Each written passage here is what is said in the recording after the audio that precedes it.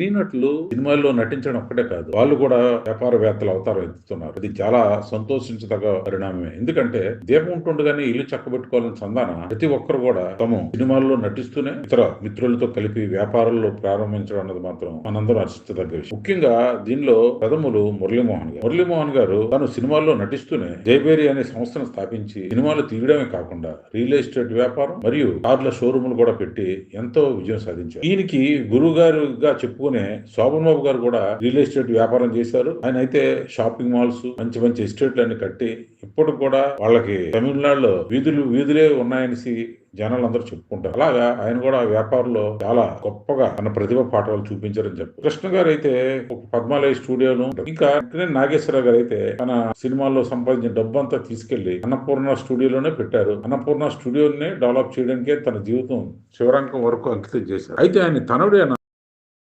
ఒక్కటి కాదు, రెండు కాదు, అన్ని వ్యాపారాలు చేస్తున్నారని చెప్పవచ్చు. ముఖ్యంగా ఆయన ఫంక్షన్ హాల్స్ గానీ, హోటల్స్ గానీ, లేదా రియల్ ఎస్టేట్ గానీ, ఇంకా రికార్డింగ్ థియేటర్, ఫిల్మ్ ఇన్స్టిట్యూట్ తదితర అన్ని వ్యాపారాలు, సినీ ఫీల్డ్ కి సంబంధించి, సినీ ఫీల్డ్ కాకుండా వేరే ఇతర వ్యాపారాలు కూడా అన్నింటిలో కూడా ఆయన ఉన్నారు. ఆయన చెప్పాలంటే ఇప్పుడు ఆంధ్రాలో ఉన్న నటులందరిలోని ఒక్క బిజినెస్ పర్సన్ గా ఆయన చెప్పుకోవచ్చు. ఇంత టాలెంట్ ఉన్న వ్యక్తి అయితే మాత్రం శోభన్ బాబు గారి తర్వాత మనం ఈయన్నే చూడవచ్చు. అదే విధంగా రామ్ చరణ్ గారు కూడా గేమ్స్, స్పోర్ట్స్ ఫ్రాంచైజీలు కొనడం జరిగింది. అదే విధంగా ఒక ఏవియేషన్ బిజినెస్ లో కూడా ఎంటర్ అయ్యారు. కానీ అది అర్ధాంతరంగా ఆగిపోవడం కూడా జరిగింది.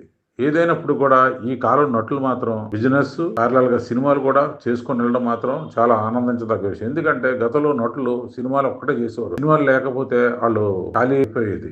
ఇప్పుడు ఆ పరిస్థితి లేదు. అందరూ తెలివిగా ఆలోచించడం మొదలు పెట్టారు. ఇంకా అల్లు అర్జున్ గారికి అసలు చెప్పనాల్సిన అవసరం లేదు. ఎందుకంటే ఆయన తండ్రి మంచి బిజినెస్ లో పట్టున్న వ్యక్తి అల్లు అరవింద్ గారు.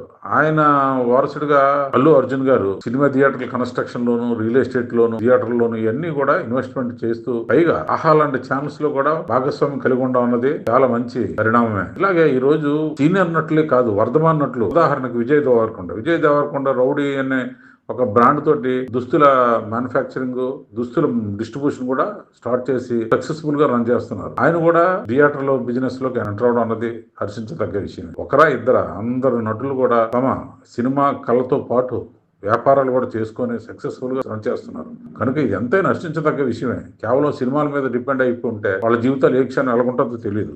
కానీ సినిమాలతో పాటు వ్యాపారంలో కూడా ఉండడం వల్ల ఎప్పుడైనా సరే చిన్న ఒడిదుడుకులు వచ్చినా వాళ్ళు తిరిగి మంచి స్థితిలో చేరుకోగలరు. నటుడు శ్రీకాంత్ అయితే ఆయన కూడా కొన్ని రియల్ ఎస్టేట్ సంస్థలతో కలిపి రియల్ ఎస్టేట్ వ్యాపారంలో కూడా ఉన్నారని చాలా సందర్భాల్లో మనకు తెలిసింది. కనుక సినీ నటుడు నటనకే కాకుండా వ్యాపారంలో కూడా ఉండడం వల్ల వాళ్ళకి, వాళ్ళ కుటుంబానికి భరోసా ఉంటది. ఎప్పుడైనా సరే కొద్దిగా అవకాశాలు తగ్గినప్పుడు ఈ యొక్క వ్యాపారంలోని పూర్తి కాన్సన్ట్రేషన్ పెడితే ఇక్కడ కూడా వాళ్ళకి సక్సెస్ వచ్చే అవకాశం ఉంటుంది. కనుక సినిమా నటులు వ్యాపారం చేయడం మంచిదే, చెయ్యాలి కూడా. అలాగే వర్ధమాన నటులు చాలా మంది, ఇప్పటికి కూడా చాలా మంది, మనకు తెలియని వాళ్ళు కూడా చాలా మంది వ్యాపారాలు, సినిమాలు బ్యాలెన్స్ చేసుకుని వెళ్ళడం అన్నది మాత్రం ఎంతైనా అభినందించదగ్గ విషయమే. కనుక ఈ సందర్భంగా వాళ్ళందరికీ జయం కలగాలని, వ్యాపారాల్లో కూడా సక్సెస్ అవ్వాలని కోరుకుందాం. ఇంకా చాలా మంది నటుల కోసం చెప్పాలి కానీ మరో సందర్భంలో మాట్లాడుకుందాం. కేవలం ఒక సరదాగా సినిమా నటులు ఏ వ్యాపారాలు చేస్తున్నారు దాని మీద మాత్రం డిస్కస్ చేయడం జరిగింది. దానిలో కొద్దిగా లోటుపాట్లు ఉండొచ్చు, తప్పులు ఉండొచ్చు. ఏమైనా తప్పులుంటే నెక్స్ట్ టైం సరిదిద్దుకుందాం. మా విశ్లేషణ నచ్చినట్టయితే లైక్ చేయండి, షేర్ చేయండి, సబ్స్క్రైబ్ చేయండి.